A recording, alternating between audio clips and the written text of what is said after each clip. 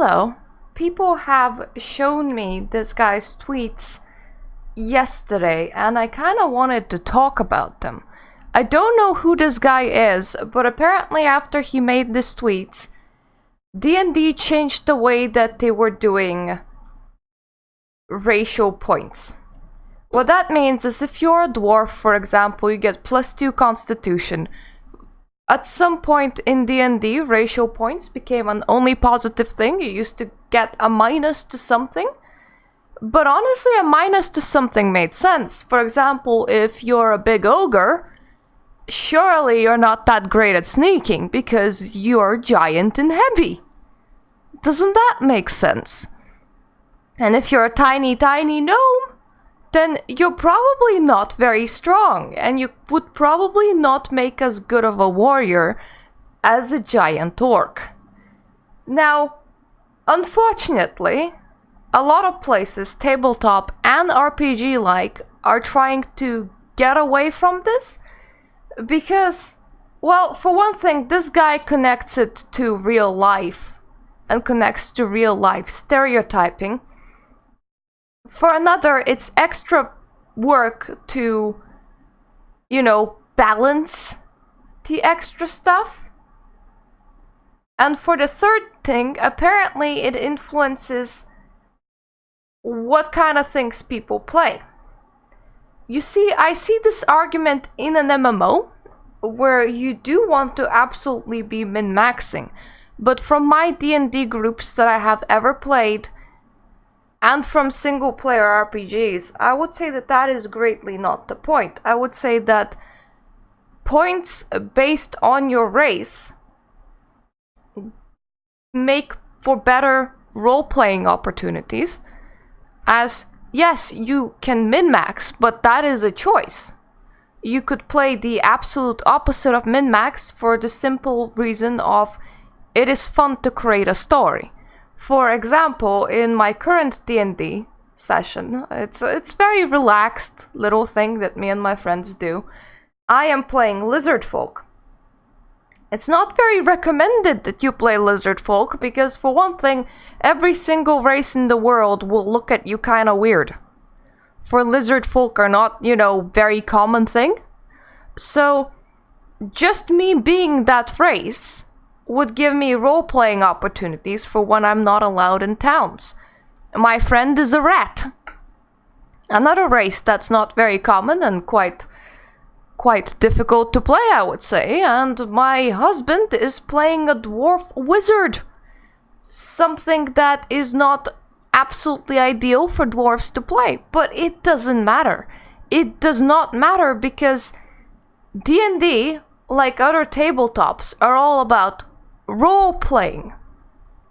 And while role-playing tag often gets missed in MMOs, single-player RPGs also used to be a lot about role-playing. It's why I'm happy that games like Pillars of Eternity and Divinity, the Original Sin, they're getting some amount of popularity again and they're resurging. I would also absolutely love that third or first person RPGs, more along the lines of Elder Scrolls, would act a lot more like said RPGs that take direct inspiration from tabletops. I do not mean roll a dice for whether or not things hit. I had that in Morrowind. That felt absolutely terrible. I mean more conversational choices. More differences based on who you are with how the game approaches you. I don't want the game to look at a Khajiit, or look at the fact that you're a lizard, or look at the fact that you're a Nord, and interpret you in the exact same way. I think this is where it becomes boring, because really it doesn't matter who you are.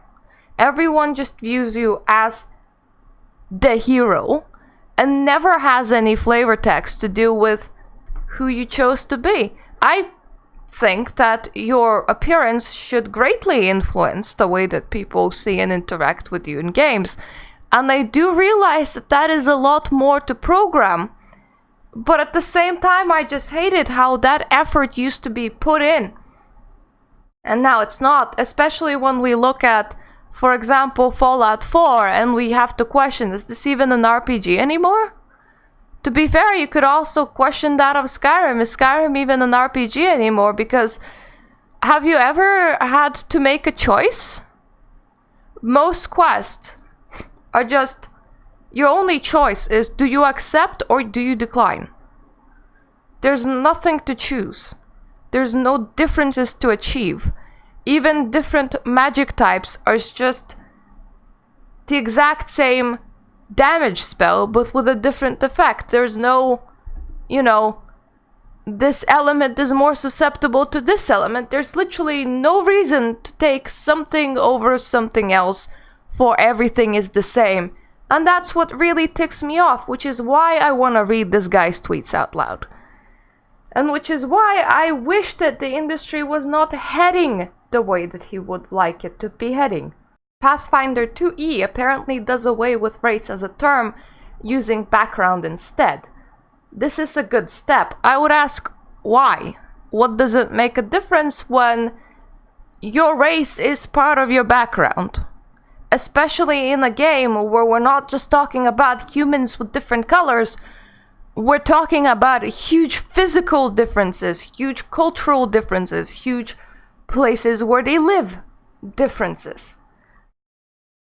But if the game still gives stat bonuses and penalties based on racial heritage, we still have a long way to go. Here's why, and it applies to fiction too, not just RPGs. Fantasy sci-fi too often mistakenly combine ethnic phenotypes, physical aspects and appearances, and culture, ideology, attitudes about the world, conceptions of time, etc. This means we get settings where all elves have pointy ears, live long, and are smart but frail, and use magic. Well, what is wrong with that? I'm not asking us what is wrong with stereotyping and making your everyday elf. I am asking what is wrong with judging what your character would do based on how they look and how long they live. There was a Mass Effect race. I'm trying to remember their name now. Yes, it was Solarians, where they went the opposite route of the longer you live, the more intelligent your race would probably be, because the more they could research and the more they could pass down.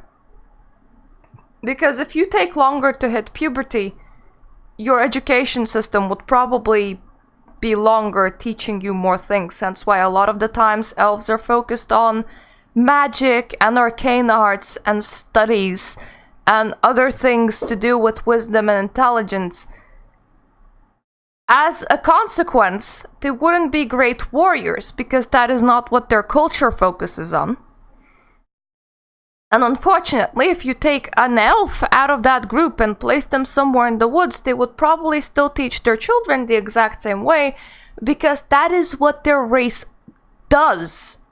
That is how they live in that world. Solarians are a bit opposite. Solarians are focused on science in its entirety, and they spend more than half of their life learning, because they only tend to live to human 40 years, which is a very interesting take on a race.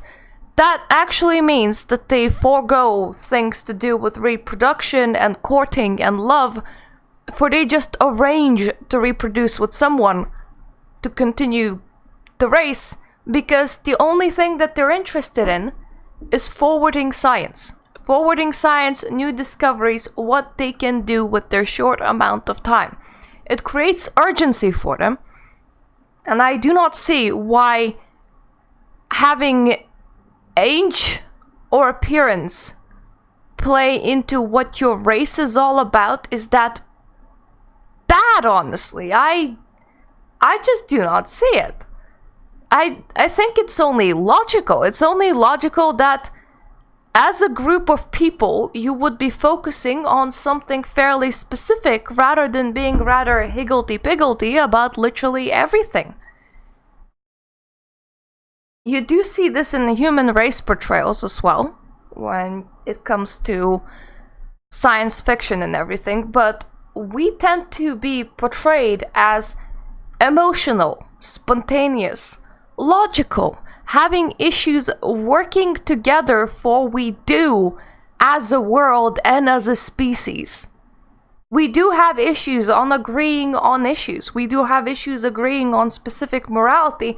And if we were a spacefaring species dealing with other species, unless they're about as weird as us, we would have problems about that, and we would need to come to consensus about decisions before we interact with others. And this is probably why we portray others as being a lot more focused, because we wish we were.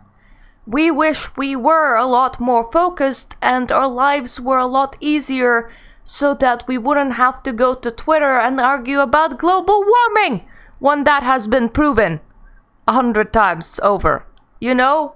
So that we wouldn't have to argue about whether or not Holocaust has happened. Yeah, I know these are like heavy topics, but would be nicer if our species could agree on things, wouldn't it?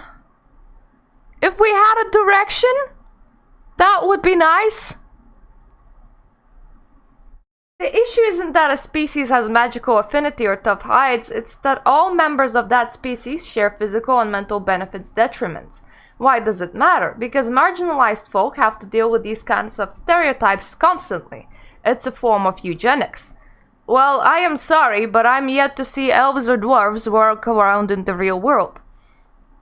That being said, when a lot of these magical affinity or tough hides or physical and mental benefits got reduced to just benefits, why do you care? And unfortunately, this is also how it would go.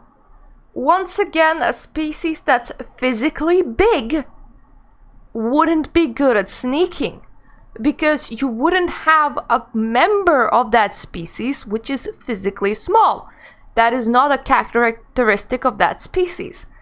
It's kind of like taking the world's smallest man and launching him against the world's largest man in a race. Which one would win? Well, the world's largest man would have to probably take it slow, because it would be very dangerous for their frail bones and any infections that they may cause in case they stepped on something. But due to the length of their feet, they would win that race. The world's smallest man just couldn't keep up. But you see, normally, we as humans, we do not have such huge differences. We still do have differences. We have innate characteristics that we inherit through our genetics that do determine a lot of what we are better at. It doesn't mean that we cannot do something.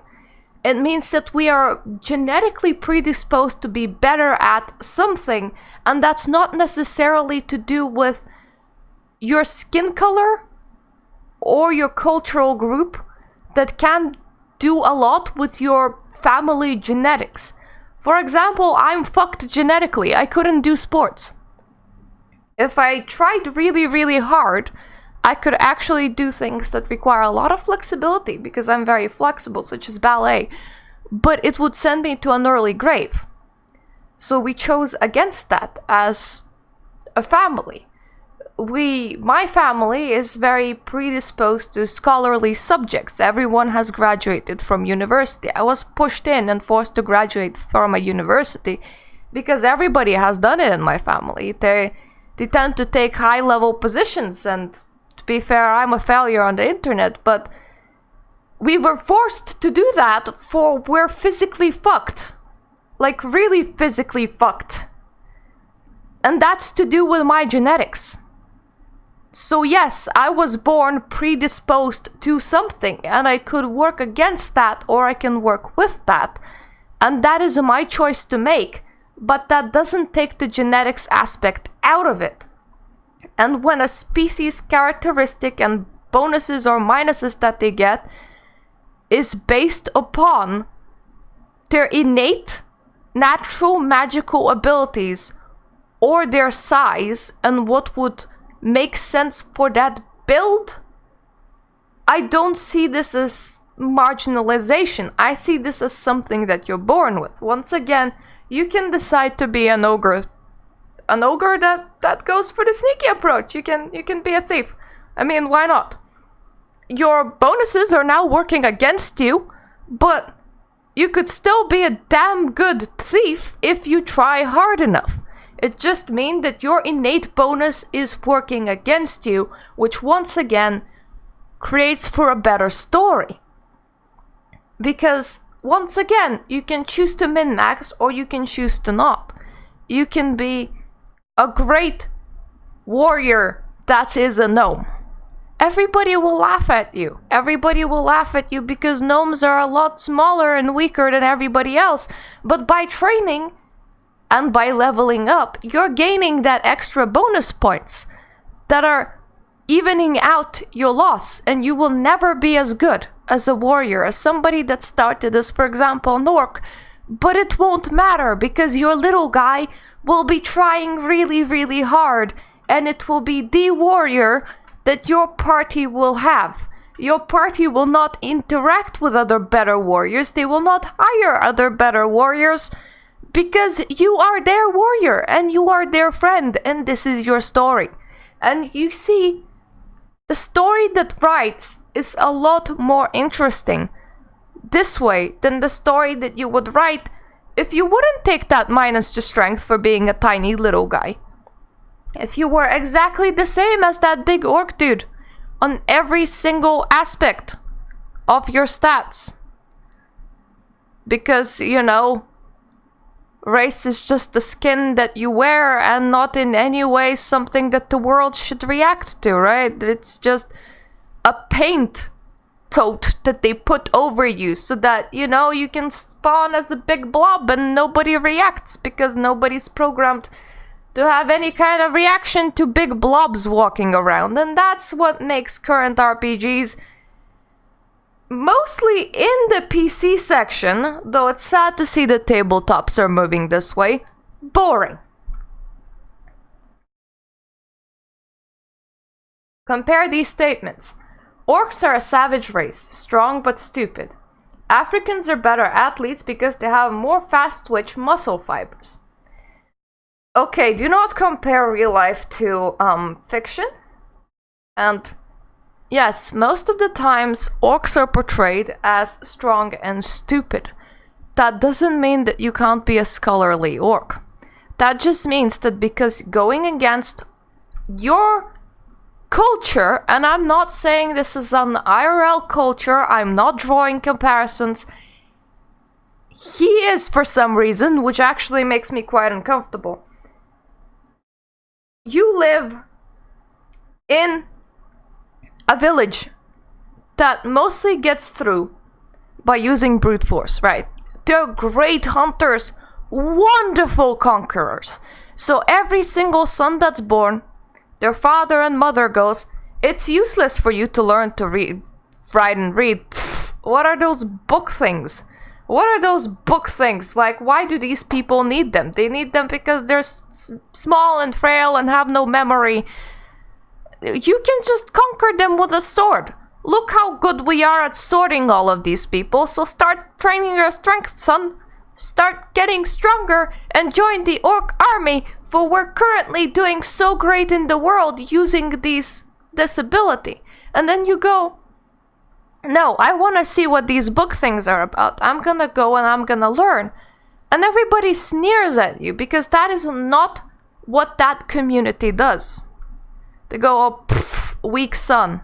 We maybe should have stoned him to death upon birth because he's not helping our village. He is not helping our village. Until one day, you become that wise orc. Wise magician orc that somehow has managed to master magics by reading a whole bunch of elven books tucked away in his own corner.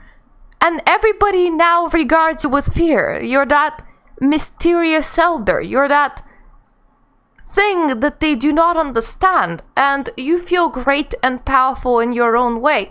That is a story that wouldn't exist if there wasn't the thing that your group does as a group. Now, Africans are better athletes because they have more fast twitch muscle fibers. If I imagine, like, an Olympic runner winner, I would for the most person imagine a person from Africa. I do not see how this is bad, honestly. It only means that when other race enters that phrase, they go, oh, those people, they're really good at running. Means I have my competition cut out for me. I have to compete twice as hard to beat those people. It's a kind of sportsmanship, isn't it? When you have a victor that wins very often and you want to beat them, that's a kind of sportsmanship, isn't it? So I don't see what positive preconceptions, how are they that bad, honestly? Are you telling me that every African child aspires to be a runner because Africans are good at running? Because I don't think that that happens.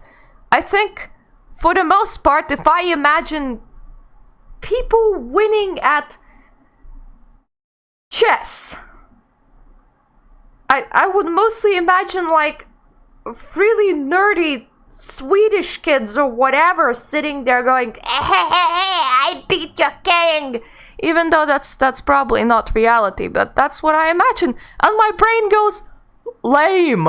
It doesn't go, yeah, I should pick up chess. I should pick up chess. That's such an amazing sport.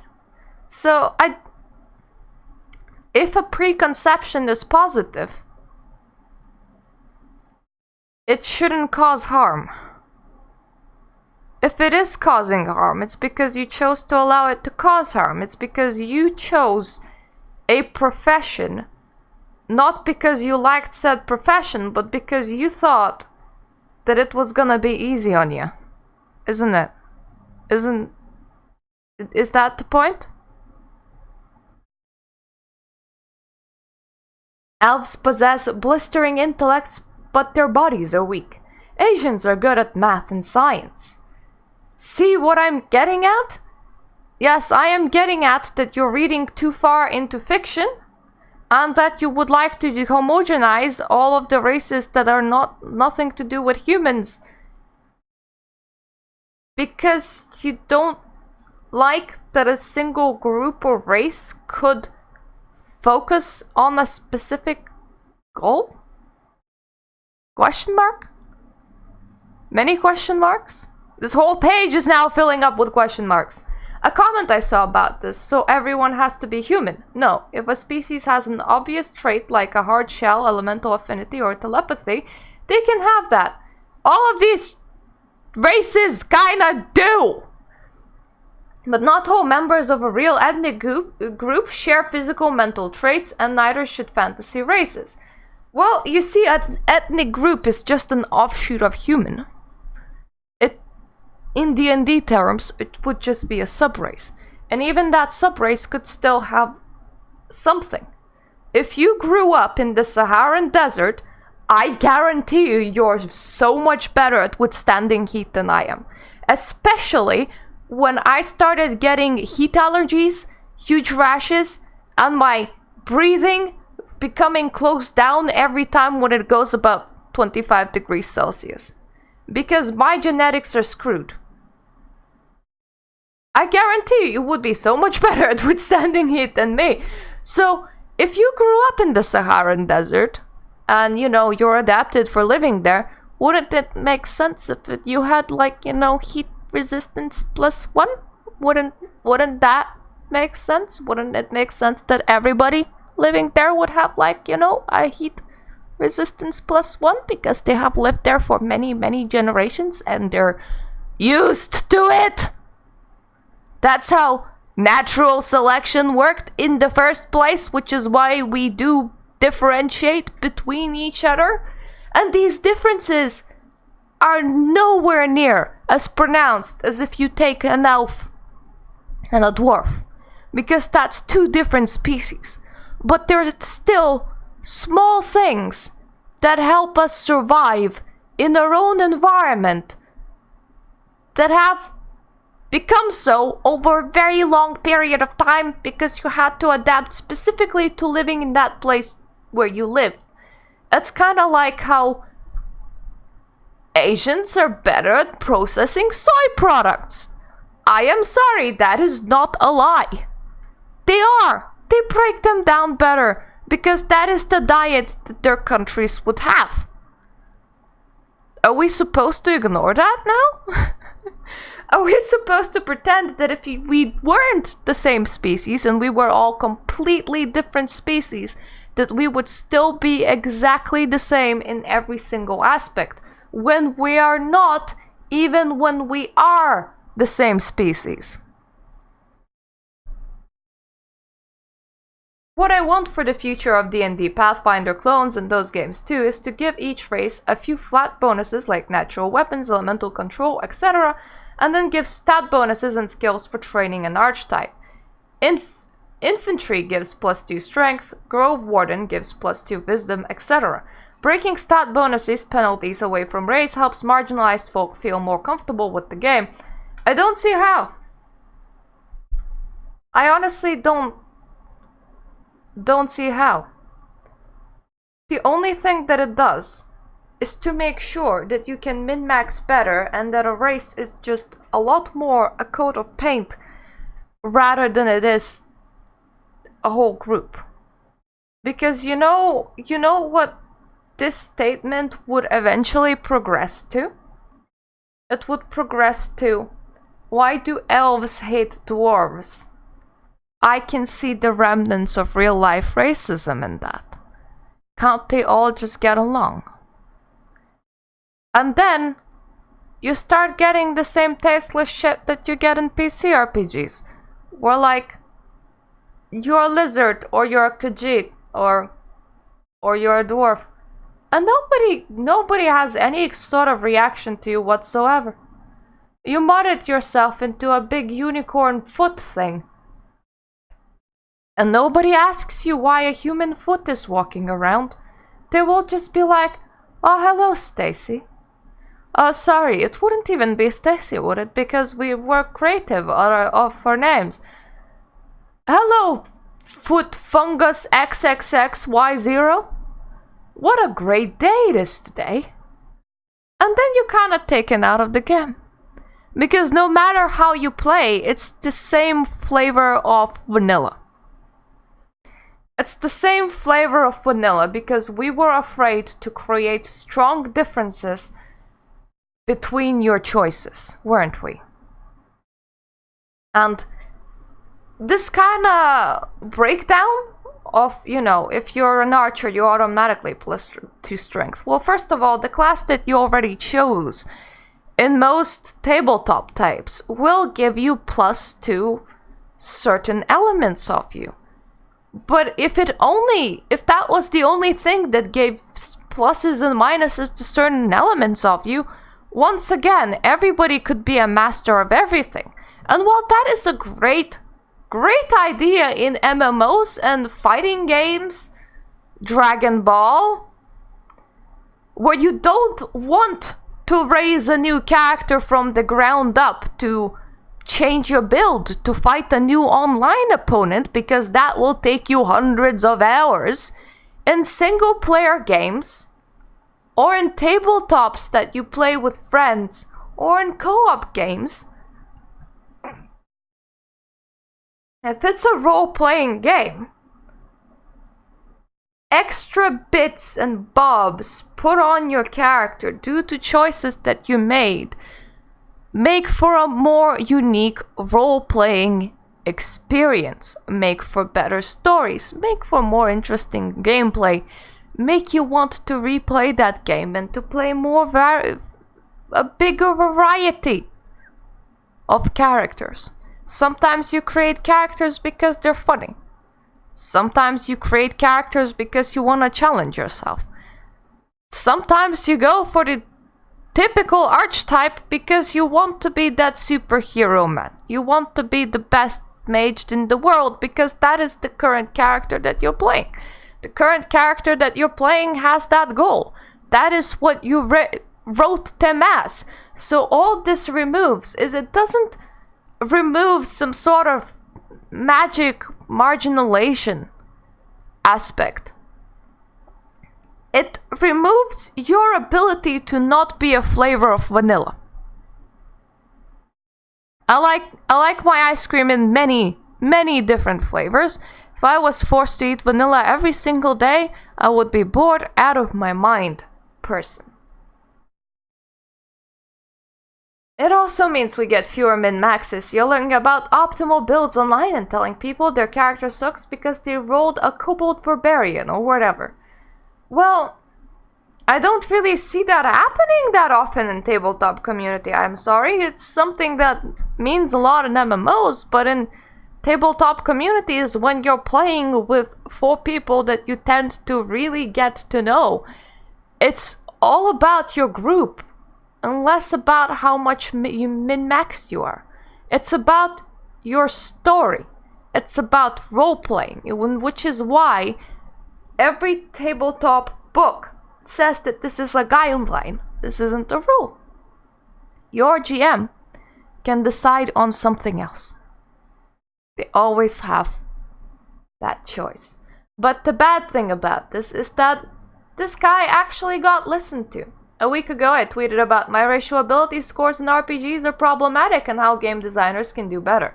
Today, D&D and Beyond dropped an article on redoing ability scores. There are some great ideas, give ACs based on class background, but there's still work to do. I'm not gonna read this tweet line, but honestly, I hate when people like that get listened to. Not for his background, not for anything like that, but because they're enforcing that all of us be a flavor of vanilla. Forcing that all of us be the same. And while in real world, there may be a lot of reasons why you want people not to be discriminated against. I don't want anyone to experience discrimination. I experience discrimination based on nationality. It's not a nice thing. It is really not a nice thing. But in a game world, it's something that you can play through. It's a story that you write. It's a story that you experience. And those experiences enrich you as a person. It is what makes games interesting. So I don't want game designers, especially in fiction, to listen to this guy. I want you all to write unique races with unique prejudices and unique pros and cons and unique everything about them. I want you to let your imagination run wild and create many different subtypes, such as Solarians or your own imagination of elf. Maybe they're tiny hole rats that love to eat chicken for dinner. I don't know. It's your world. You run with it. But I want to see your imagination rather than this is a coat of paint. It does nothing. You may as well have been playing a human foot. It's about as important as that kind of choice. I want less of that and more importance placed on choices that you make in Character Creator, because otherwise we may as well be playing a stickman, really. For graphics don't matter. The game World reacts to the graphics is what matters.